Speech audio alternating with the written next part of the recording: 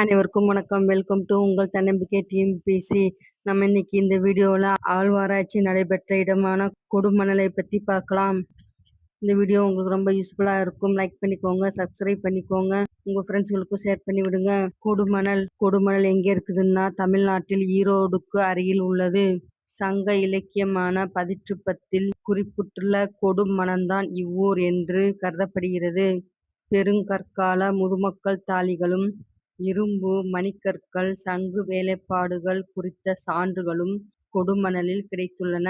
தமிழ் பிராமி எழுத்துக்கள் கொண்ட 300க்கும் மேற்பட்ட மட்கல பொறிப்புகள் இந்த கொடுமணலில் கிடைக்கப்பெற்றுள்ளது.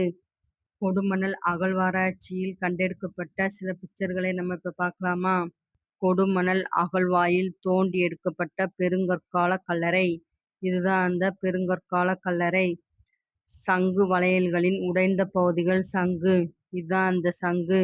இதுதான் அந்த சங்கு வளையல்கள் உடைந்த பகுதிகள். குதிரை சேணத்தில் பயன்படும் இரும்பு வளையங்கள். இதுதான் அந்த இரும்பு வளையங்கள். தமிழ் பிராமி எழுத்துக்கள் கொண்ட குடுவை. இதுதான் அந்த தமிழ் பிராமி எழுத்துக்கள். இதுதான் அந்த குடுவை. செம்மணிக்கல்லால் செய்யப்பட்ட மணிகள். இதுதான் அந்த செம்மணிக்கல்லால் செய்யப்பட்ட மணிகள்.